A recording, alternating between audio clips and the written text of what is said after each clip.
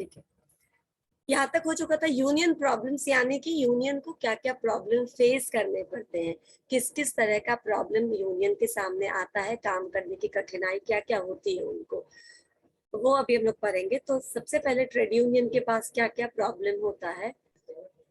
मतलब बहुत लंबे समय में ट्रेड यूनियन काफी बदनाम रहा है, इसलिए क्योंकि वो गलत लोगों के हाथ में पड़ जाता है, गलत लीडर्स बन जाते हैं उनके। नॉर्मली उनका जो डोनेशन होता है वो पॉलिटिकल फंडिंग के थ्रू ज्यादा होता है, और पॉलिटिकल फंडिंग ऑब्वियस है, जो फंड आपको दे रहा है, जो डोनेट कर रहा है, आप उसके टर्म्स एंड कंडीशंस को फॉलो करिएगा, आप उसके मुट्ठी में आ जाइएगा समहाउ, क्योंकि आप पैसों के लिए उन पर आश्रित है। तो ये सारी प्रॉब्लम्स है, फाइनेंशियल प्रॉब्लम्स है, पॉलिटिकल प्रॉब्लम्स, इंटेलिजेंस है, ये सारे ट्रेड यूनियन के प्रॉब्लम्स रहे हैं। पॉइंट वाइज चेक करते हैं। Trade union leadership, the nature of leadership significantly influences the union management relationship, यानी कि कौन लीडर है यूनियन का, किस तरीके के लीडरशिप में यूनियन आगे बढ़ रहा है, क्योंकि जो लीडरशिप होता है वो मेजर लिंचपिन रहा है। लिंचपिन मतलब जो बेसिक प्रॉब्लम्स ट्रेड यूनियन को रहती है वो अपने गलत लीडर्स के कारण होती है। कई बार इनके अच्छे अच्छे, जैसे जयप्रकाश नारायण, ठीक है, वीवी गिरी, हमने अप्रोचेज ऑफ इंडस्ट्रियल रिलेशन में वीवी गिरी का नाम देखा था, गिरी अप्रोच था ना वहाँ पे एक, जैसे एक महात्मा गांधी का है अप्रोच, वैसे ही गिरी अप्रोच पे। तो बहुत सारे जो फॉर्मर हमारे प्रेसिडेंट रहे हैं, फॉर्मर हमारे लीडर्स रहे हैं, वो भी कहीं ना कहीं जाकर उन्होंने भी रिप्रेजेंट किया है, लेकिन उस टाइम ट्रेड यूनियन काफी रेप्यूटेड यूनियन हुआ करता था। लेकिन उसी तरह के बाद में मैंने आपको एग्जाम्पल्स दिए थे वहाँ का पिंपरी चिंचवड़ का, कि कैसे बजाज के कोई यूनिट को शिफ्ट करना था और उस समय कैसे प्रॉब्लम्स हुई थी, एंड सारा चंद्रन और बहुत सारे लोग उसमें गए थे। तो यूनियन जो पॉलिटिकल लीडर्स होते हैं ना, वो अपना फायदा देखते हैं कि यहाँ से मैं कैसे लेबर्स को मोबिलाइज करके वोट बैंक बना सकूं, अपने फेवर में, अपने इलेक्शंस के काम में ला सकूं। तो इसके लिए वो जाते हैं जहाँ से प्रॉब्लम होना शुरू होता है। नॉर्मली जो इसका निगेटिव पार्ट्स है, जो आउटसाइडर लीडर्स होते हैं उनके क्या क्या निगेटिव पार्ट्स हैं, उसको हम डिस्कस करते हैं। कौन है ये लीडर्स? तो ये लीडर्स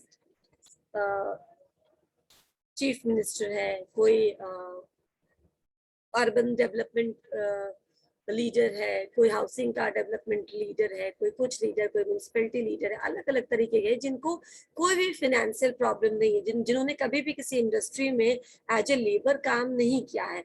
तो वो एक्चुअली कैसे समझेंगे कि लेबर की बेसिक प्रॉब्लम्स क्या क्या होती है ना, किस तरीके का वेलफेयर डिमांड्स हमें रखना चाहिए अपने मैनेजमेंट के सामने।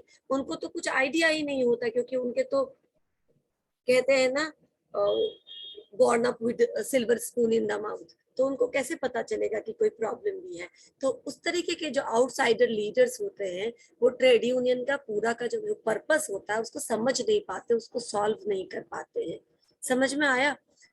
yes, बहुत, हाँ।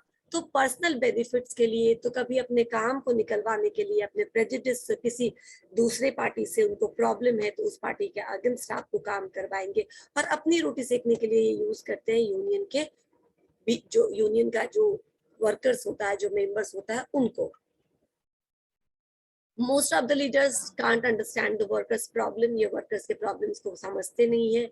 इनका जो पर्पस है ट्रेड यूनियन क्यों बनाया हुआ वो इनको समझ में नहीं आता, एंड इंटरनल लीडरशिप को कभी ये पूरी अच्छे तरीके से डेवलप होने नहीं देते, क्योंकि अगर यूनियन का अपना जो वर्कर है वो अगर कोई लीडर बन जाएगा तो इंटरनल लीडरशिप कहलाएगा, वो अगर बन जाएगा तो इनका क्या होगा, इनका जो डिपेंडेंसी है एक्सटर्नल लीडर पे वो कम हो जाएगा, तो वो कभी चाहेंगे नहीं कि हम पर डिपेंडेंट ना रहे।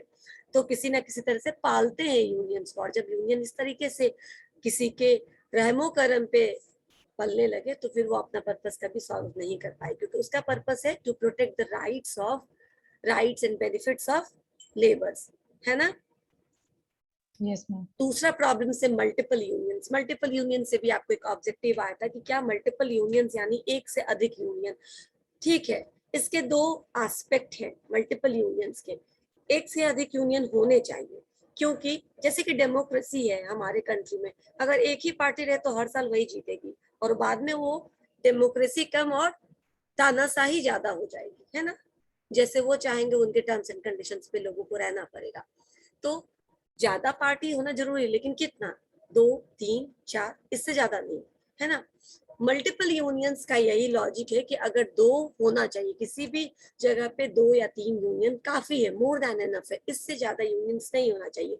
क्योंकि इससे ज्यादा यूनियन उनसे क्या, आप आपस में भिड़ेंगे, आप आपस में लड़ेंगे, एक यूनियन दूसरे यूनियन के अगेंस्ट राइवलरी करेगी, उनकी बातों को काटेगी, तो क्या होगा, जो पर्पस है अगेन फेल हो जाएगा।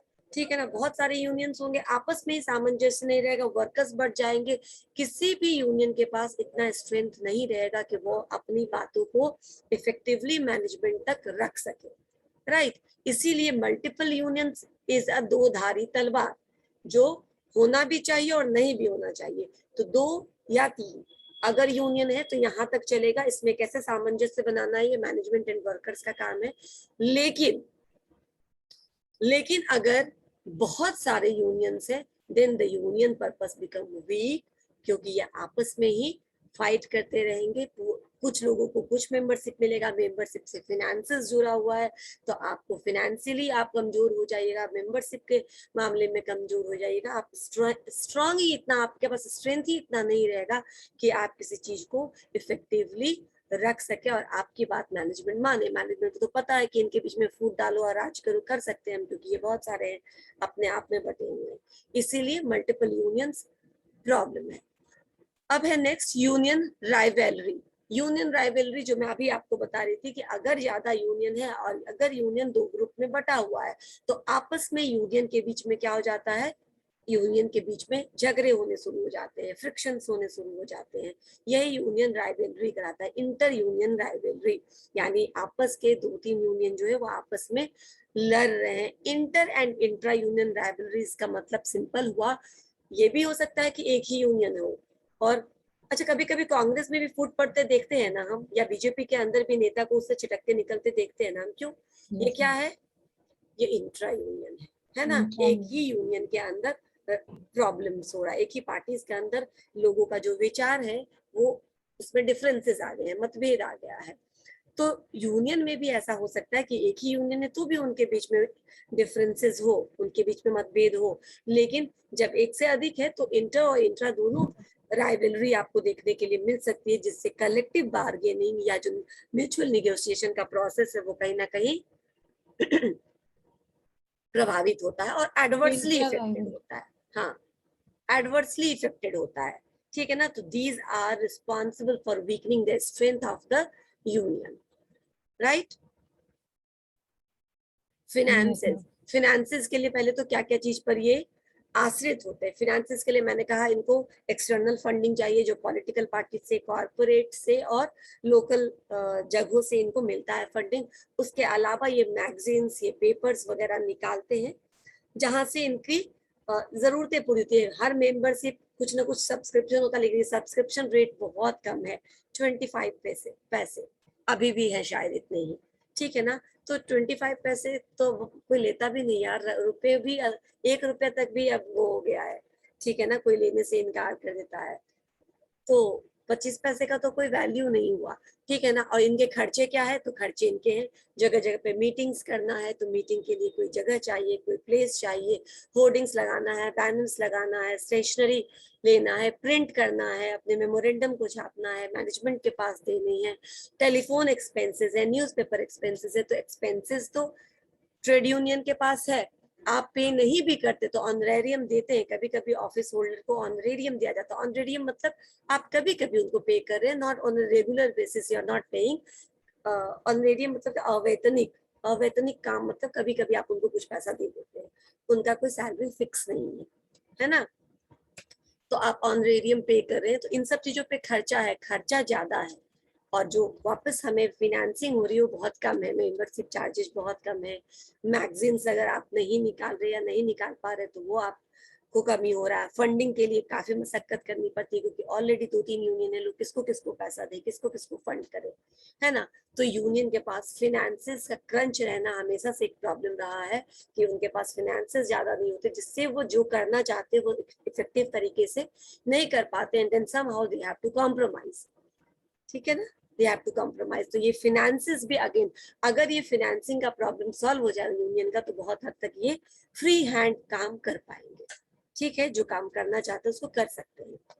इसके अलावा क्या प्रॉब्लम्स है, यहाँ तक तो हमने प्रॉब्लम्स देखा। इसके अलावा जो मेंबर्स होते हैं, जो वर्कर्स होते हैं, वो ज्यादा पढ़े लिखे नहीं होते, इलिटरेट होते हैं। अब इलिटरेसी इतना ज्यादा है कि उनको पता नहीं है कि किस बात को नहीं फॉलो करने से हमारे ऊपर गलत एक्शन लिया जा सकता है, हम ही प्रॉब्लम में फंस जाएंगे, ठीक है ना। तो illiteracy and illiteracy coupled with ignorance, ठीक है ना। आपको ना तो आप पढ़े लिखे और ना आप जागरूक है, ना आप अवेयर हैं कि क्या प्रॉब्लम हो सकता है। तो कई बार लीडर्स भी ऐसे हो जाते हैं जिनको उनके बहुत ज्यादा, वो कहते हैं ना माइट इज राइट, एक है ना प्रोवर्ब, माइट इज राइट, मतलब हिंदी में क्या बोलते हैं इस प्रोवर्ब को, मालूम है किसी को? भगवान। Might is right,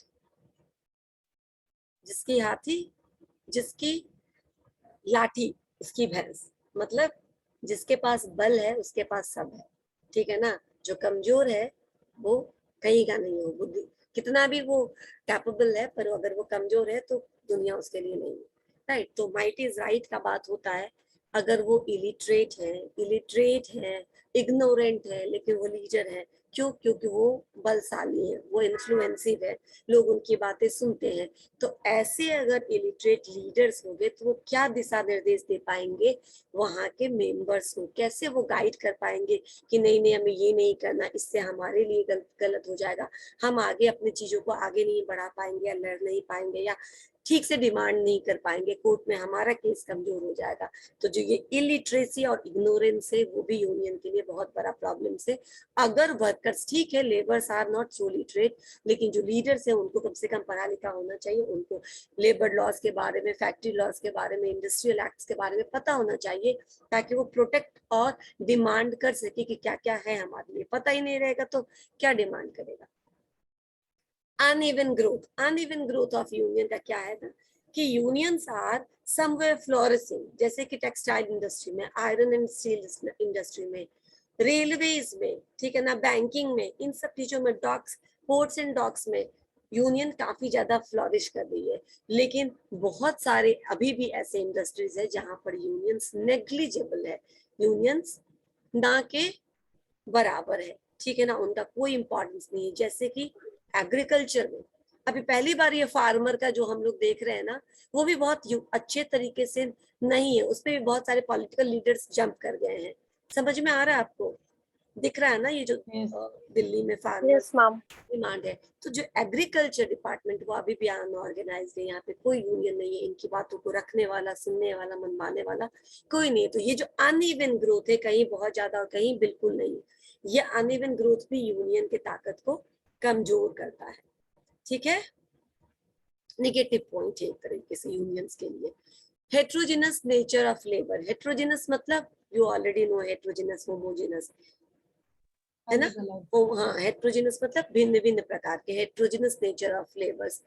workers come to the factory from varying backgrounds, various locality, कुछ लोग पढ़े लिखे होते, कुछ लोग नहीं पढ़े लिखे होते, अलग अलग तरीके के प्रॉब्लम से, अलग अलग बैकग्राउंड से वो आते हैं। एम्प्लॉयर्स को ये सिचुएशन क्या करता है, सूट करता है, ठीक है ना। जो लोकल है, जो इन्फ्लुएंशियल है, जो माइट इज राइट वाली जहाँ पे बात है, उनके साथ प्रेफरेंशियल ट्रीटमेंट कर लो, ठीक है ना। जो अपने कास्ट के हैं, अपने रेस के हैं, अपने रिलीजन के हैं, उनको किसी तरीके से अपीज करके रखो, लेबर अपीजमेंट करके रखो। लेकिन जो अलग है उनको क्या करके रखो, उनके साथ गलत करो। और इससे क्या होगा, लेबर्स डिवाइड हो जाएंगे, क्योंकि आप अलग अलग बैकग्राउंड के लोगों के साथ अलग अलग ट्रीटमेंट कर रहे हैं।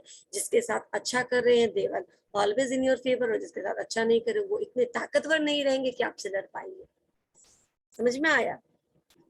Yes ma'am. तो ये हेट्रोजिनस नेचर ऑफ लेबर भी यूनियन को कमजोर बनाता है।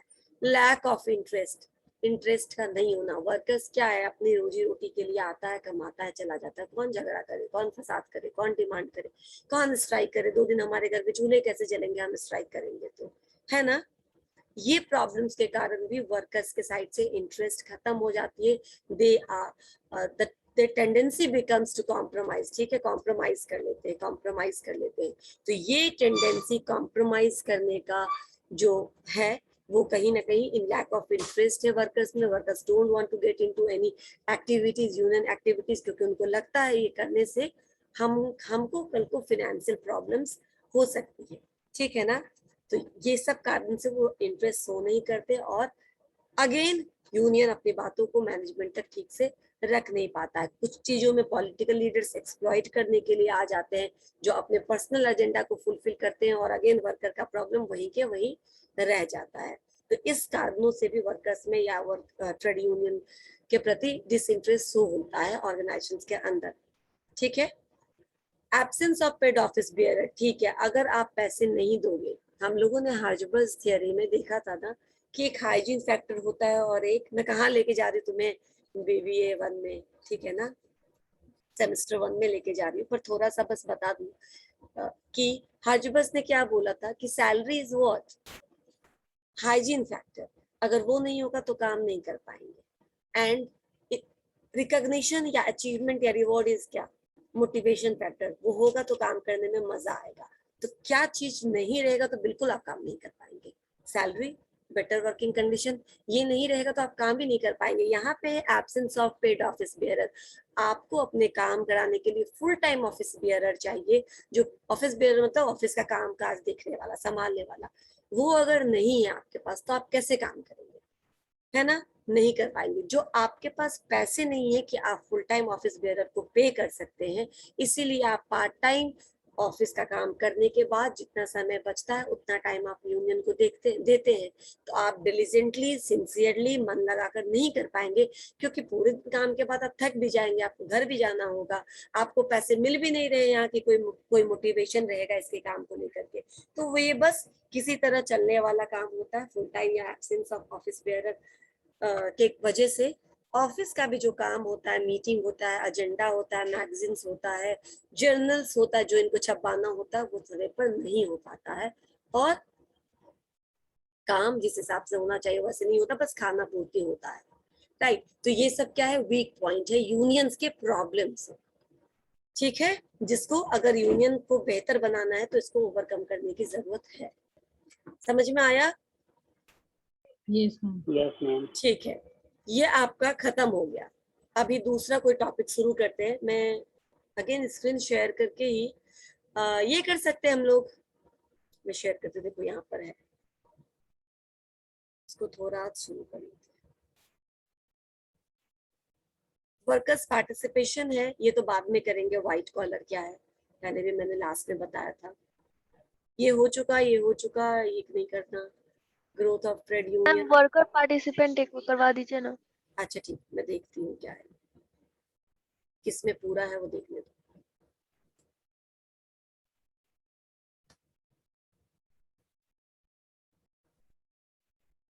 ठीक, ये सब आप लोग जानते हैं, इसको एक बार रिवीजन ही करना है, कर लेते हैं। ठीक,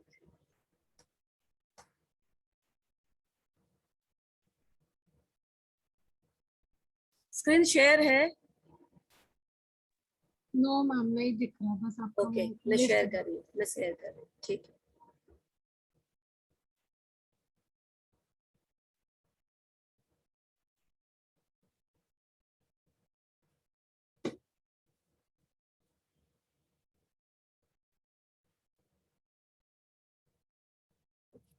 वर्कर्स पार्टिसिपेशन इन मैनेजमेंट में, ये सब बिल्कुल एचआर का प्योर है। ये वर्कर पार्टिसिपेशन का क्या मतलब हो गया, मेंटल एंड इमोशनल। फिजिकली तो हम कंट्रीब्यूट करते ही हैं ऑर्गेनाइजेशन के काम में, mental and emotional involvement of people in the organizational activities so that they becomes more responsible towards the goal of organization। ठीक है ना। तो ये वर्कर पार्टिसिपेशन का मेजर कॉन्सेप्ट है। इसमें क्या क्या बेसिक आइडियाज हैं। सबसे पहले पार्टिसिपेशन मीन्स क्या होता है, मेंटली या इमोशनली आप इन्वॉल्व है, रादर मस्कुलर एक्टिविटी और फिजिकल एक्टिविटी, है ना। शारीरिक रूप से आप कहीं हैं, प्रेजेंट है, कर रहे हैं, लेकिन अंदर ही अंदर गाली दे रहे हैं, खुन्नस दे रहे हैं, अपना भड़ास निकाल रहे हैं, that means you are not there, you are not involve in that particular activity. लेकिन बेहतरी के लिए, ऑर्गेनाइजेशन के लिए, के अपवर्ड ग्रोथ के लिए क्या चाहिए, सिर्फ फिजिकल इन्वॉल्वमेंट या फिर मेंटल और इमोशनल इन्वॉल्वमेंट।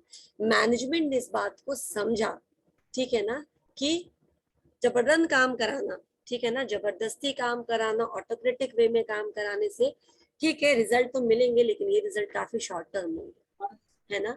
ये ज्यादा बेनिफिशियल नहीं होगा, बहुत लंबे समय तक नहीं जाएगा।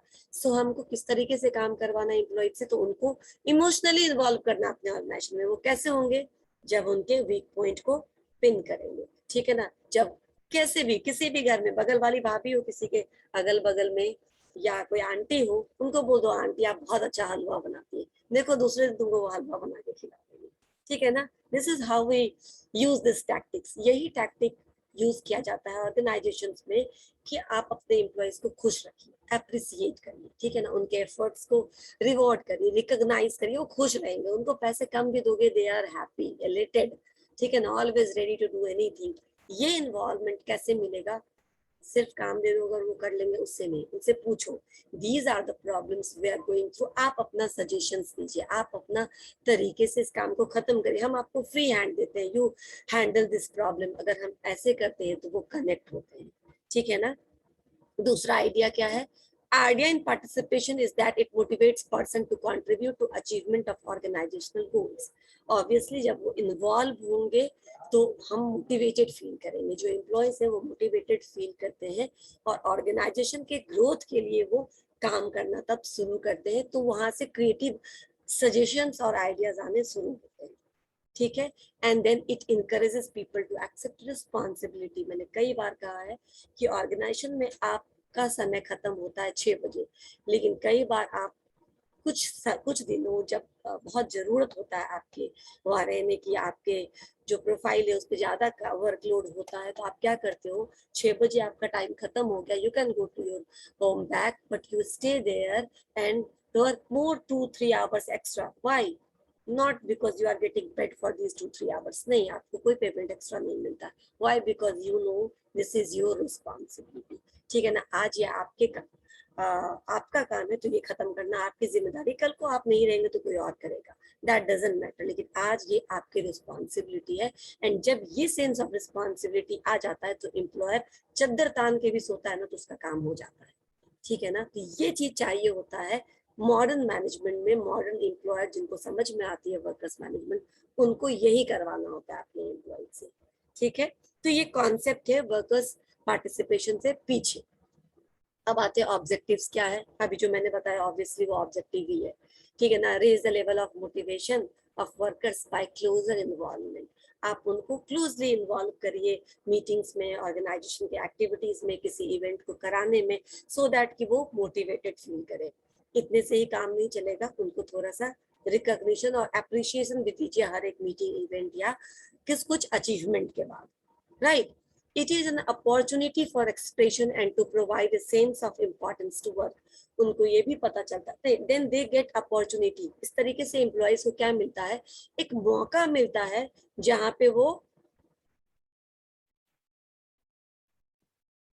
क्या कर सकते हैं,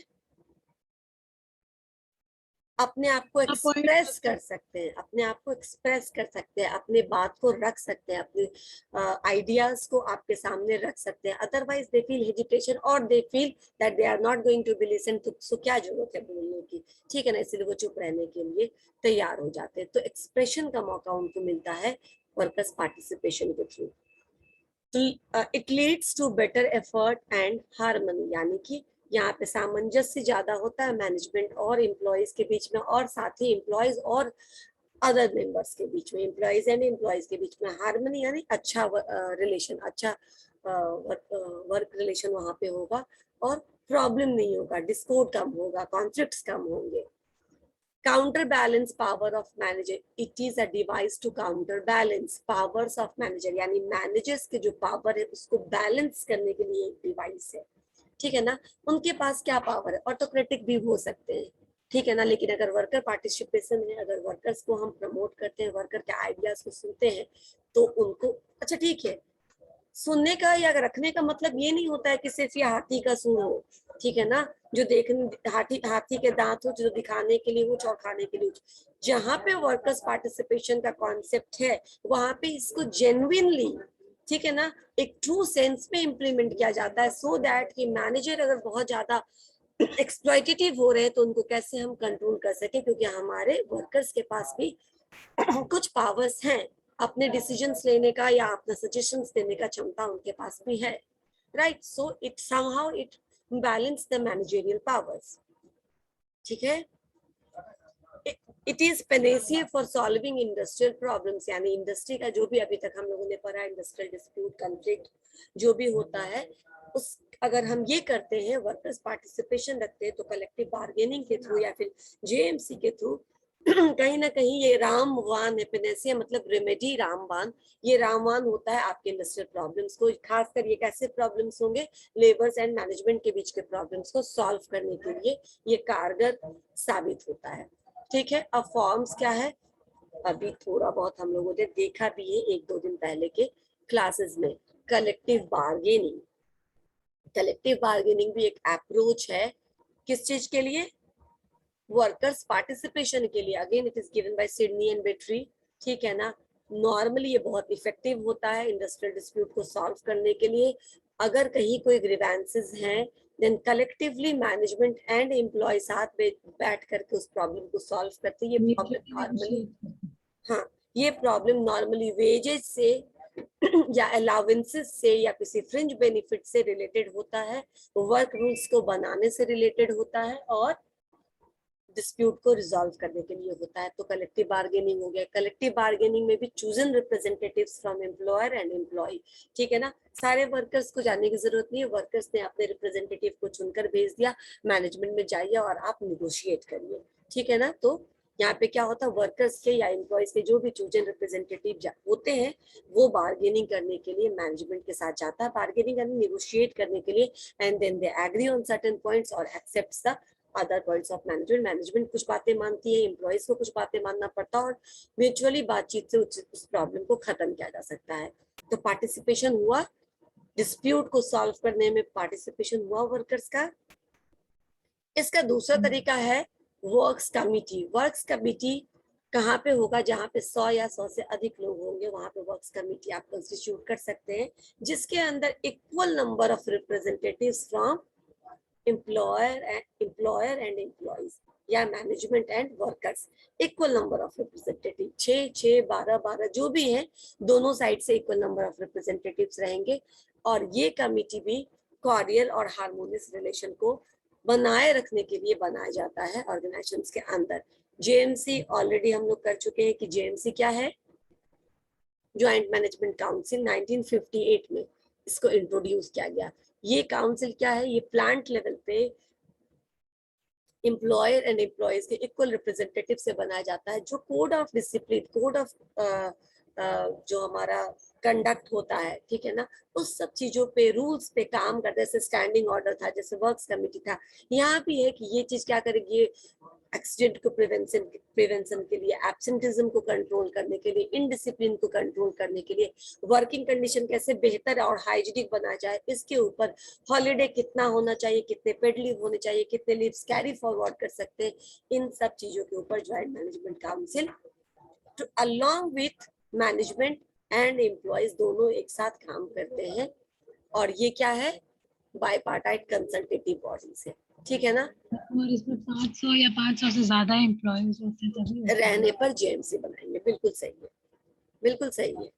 ठीक है, अब ये सारे ऑप्शंस है कि इन सब चीजों के थ्रू आप ये वर्कर्स पार्टिसिपेशन को प्रमोट कर सकते हैं ऑर्गेनाइजेशन में। वर्कर्स पार्टिसिपेशन प्रमोट करने के लिए कुछ मेथड होना चाहिए ना, तो वर्क्स कमिटी रखिए, स्टैंडिंग ऑर्डर रखिए, जेएमसी रखिए, और ट्रेड यूनियन भी एक तरीके का है इन्वॉल्वमेंट, दोनों ही तरीके से। Board of representatives, board of representatives में क्या है, under this scheme 1 or 2 representatives from workers are nominated and elected in the board of directors. अभी तक क्या था कि हम भेजते थे निगोशिएशन करने के लिए, वो प्रॉब्लम खत्म हो गया तो वो लोग आ जाते थे। ठीक है ना, ये एक नॉमिनेटेड 2-3 लोग होंगे वर्कर साइड के, जो हमेशा बोर्ड ऑफ डायरेक्टर्स का जब मीटिंग होगा वहां रिप्रेजेंट करेंगे एम्प्लॉयज को या वर्कर्स को।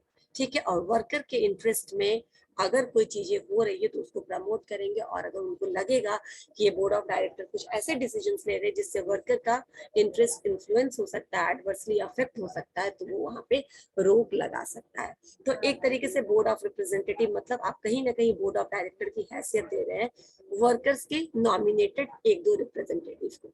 समझ में आया? Yes ma'am. Yes ma'am.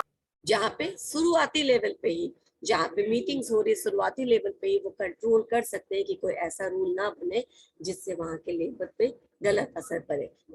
इन सब चीजें बहुत जगह पब्लिक सेक्टर में ज्यादा होता है ये, जैसे कि HAL, यहाँ पे HAL क्या है? इट्स नॉट HUL या HLL, it is HAL, Hindustan antibiotics limited. Again ये गवर्नमेंट की ऑर्गेनाइजेशन है। भेल है ना, heavy electronic limited, Bharat heavy electronic limited. NTC, national coal mines development corporation.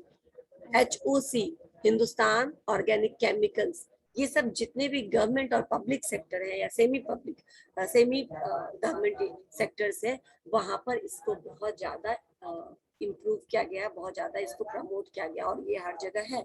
ये रिप्रेजेंटेटिव्स उस पैनल के मेंबर होते हैं। वहां पे रिप्रेजेंटेटिव जो होते हैं वो बोर्ड ऑफ डायरेक्टर्स के पैनल के मेंबर होते हैं और वहां पे ही डायरेक्टली कंट्रोल करते हैं। ये सिर्फ कंसल्टेटिव बॉडी नहीं होती, ये डिसीजंस लेने में हेल्प भी करते हैं।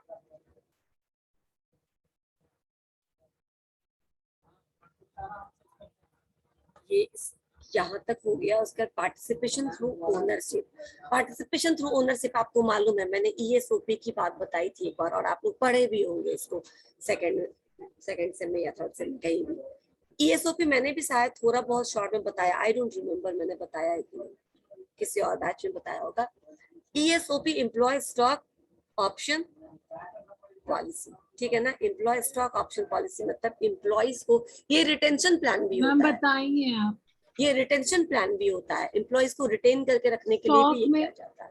कंपनी के शेयर्स में हिस्सा देना ताकि वो आगे स्टॉक्स, बढ़े। हाँ, कंपनी अपने शेयर्स का कुछ पार्ट जब वो पब्लिक शेयर के लिए इशू करेगी उससे पहले वो अपने एम्प्लॉयज के लिए इशू करती है, ठीक है ना। एम्प्लॉय चाहे तो उसमें इन्वेस्टमेंट कर सकता है और अगर वो जितना इन्वेस्टमेंट करेगा उतना इन्वेस्टमेंट का वो ओनर बनेगा।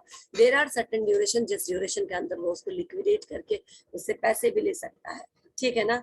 तो ये ओनरशिप का एक फीलिंग देना अपने एम्प्लॉयज के बीच में, प्राइड की बात होती है। They are more loyal and more committed employees, क्योंकि ऐसे भी वो कहीं जाएंगे नहीं। अगर ESOP ले लिया है तो 3-4 साल उनको रुकना पड़ेगा। अगर उस बीच में वो छोड़ के कहीं चले जाते तो जितना भी इन्वेस्टमेंट उन्होंने किया है शेयर में वो उनका खत्म हो जाएगा, ठीक है ना। क्योंकि वो सर्टेन टर्म इन्वेस्टमेंट है, वो टाइम पूरा होने के बाद ही वो विड्रॉ कर सकते हैं, उसके बाद भी चाहे तो उसको कंटिन्यू कर सकते हैं। इसीलिए स्टॉक इशू करके उनके नाम से, अपने एम्प्लॉयज के नाम से आप क्या कर सकते हो, एक तो कंपनीज को रिवाइवल कर सकते हो, कमजोर कंपनी को बेहतर बनाने के लिए ये किया जाता है, अच्छा बनाने के लिए किया जाता है। और दूसरा, आप इससे वर्कर्स के बीच में ओनरशिप का फीलिंग आता है, ठीक है ना। जितना शेयर्स उनके पास होते हैं उस शेयर्स के इक्विवेलेंट उनके पास ओनरशिप भी आ जाता है उस कंपनी का। एग्जाम्पल है यहाँ पे Kamani tubes, new central jute mills, these are the examples. They provide these things, workers cooperations या फिर ownership through stock options plan ये करते हैं, ठीक है। इसके अलावा job enlargement and job enrichment आप लोगों को ऑलरेडी पता है। Job enlargement and job enrichment क्या है? मैम इनलार्जमेंट में काम का वॉल्यूम बढ़ा सकते हैं। बिल्कुल, इनलार्जमेंट मतलब एडिशन काम का ऑफ टास्क एलिमेंट्स हॉरिजॉन्टली। आप फैकल्टी ही हैं, आप टीचर ही हैं, लेकिन आपको काम मैंने एज ए टीचर और भी बहुत सारे काम बढ़ा दिए, तो हॉरिजॉन्टल है आप, लेकिन काम की संख्या बढ़ा दी गई। क्यों? क्योंकि आप में पोटेंशियल है, आप कर सकते हैं। एंड देन समहाउ जब बाद में ग्रोथ देने की बात होगी और आपके पास ज्यादा एक्सपीरियंस रहेगा तो शायद you become the number 1 choice of management, ठीक है। ये जॉब इनलार्जमेंट होता है। जॉब इनरिचमेंट यानी वर्टिकल ग्रोथ देना, मोनोटोनस काम ना हो सके इसीलिए थोड़ा थोड़ा चैलेंजिंग काम आपको देते रहेंगे, तो वो जॉब इनरिचमेंट हो रहा है। ग्रोथ अभी भी नहीं है, प्रमोशन अभी भी नहीं है, but you know you are trying your hands on challenging roles, है ना। Yes, ma'am. इसको जॉब इनरिचमेंट कहेंगे। और एक जॉब रोटेशन होता है जहाँ हर एक वर्क स्टेशन पे जा करके आपको काम करना होता है ताकि आपको सारे जगहों का काम का पता रहे कि क्या क्या काम हर जगह पे होता है, वो जॉब रोटेशन होता है, ठीक है। इससे ज्यादा डिटेल में इसको बताने की जरूरत नहीं है ना। और इन सब तरीकों से भी आप वर्कर्स पार्टिसिपेशन करा रहे हैं, वर्कर्स को पार्टिसिपेट करने का मौका दे रहे हैं। जिस पोजीशन पे वो नहीं है उस पोजीशन का भी उनको काम करना पड़ रहा है। जॉब इनरिचमेंट हुआ, एक्सपीरियंसेस Yes, हुआ। ma'am. Yes, ma'am. Suggestion scheme, इसको कितना एक्सप्लेन करें। सजेशन स्कीम यानी आपसे, आप दूसरे वर्कर से, दूसरे डिपार्टमेंट के वर्कर से सजेशन ले रहे हैं, उस सजेशन से अगर कंपनी को अच्छा लग रहा है, फायदा हो रहा है, ग्रोथ हो रहा है, तो वो उस सजेशंस को रिवॉर्ड करेगी, उस आदमी को फ्री हैंड देगा कि काम करने के लिए और उस लिए गए डिसीजंस को इम्प्लीमेंट करने के लिए। ठीक है ना, तो this is a kind of win win situation for both employees and employers, क्योंकि एम्प्लॉयर का काम सस्ते में हो जाता है, अपने एग्जिस्टिंग एम्प्लॉयज से भी उनको बेहतर बेहतर सजेशंस मिल जाते हैं, जिसको फॉलो करके कई बार बहुत अधिक पैसे तक वो बचा पाते हैं और अच्छा वर्क कल्चर तैयार कर पाते हैं। और एम्प्लॉइज खुश, क्योंकि उसको रिवॉर्ड मिल रहा है, फ्री हैंड मिल रहा है, प्रमोशन मिल रहा है, उसी काम को इम्प्लीमेंट करने का मौका मिल रहा है ना। And then total quality management, total quality management यानी कोई भी जो लुक एंड कॉर्नर है, जो छोटा से छोटा पार्ट है कंपनी के काम का, चाहे वो एचआर एक्टिविटी हो, चाहे वो प्रोडक्शन एक्टिविटी हो, चाहे वो क्लीनलीनेस का एक्टिविटी ही क्यों ना हो, कोई भी एक्टिविटी हो, उस सारे काम में क्वालिटी को मैनेज करना, यानी वो एज पर क्वालिटी स्टैंडर्ड होना चाहिए। The product, the delivery, the services, the customer post के परचेज सर्विसेज जो भी है, सबका क्वालिटी मेंटेन करना है। ठीक है ना, ऑफिस के एक्सटर्नल, ऑफिस के इंटरनल, हर एक प्रीमिसेस पे टोटल क्वालिटी मैनेजमेंट इसी कॉन्सेप्ट पे काम करते हैं कि हम हमेशा कुछ ना कुछ टास्क टेकअप करेंगे, अपने हाथ में लेंगे, उसमें जो भी क्वालिटी को इम्प्रूव करने की जरूरत होगी करेंगे, एंड देन वो काम को छोड़ देंगे, वो काम इम्प्रूव हो जाएगा, फिर हम कोई दूसरा काम लेंगे। यानी कहीं ना कहीं ऑर्गेनाइजेशन के हर एक क्षेत्र में इम्प्रूवमेंट की गुंजाइश होती है, इसीलिए टोटल क्वालिटी मैनेजमेंट यानी हर एंड पे हम क्वालिटी को इम्प्रूव करने की कोशिश करेंगे। ठीक है, यहाँ से हम लोग कल पढ़ेंगे और इसके बाद फिर कोई दूसरा सीखेंगे। Okay, yes ma'am. Yes, ma'am. ठीक है। Thank you, ma'am. Second, attendance भेज दियो मैम।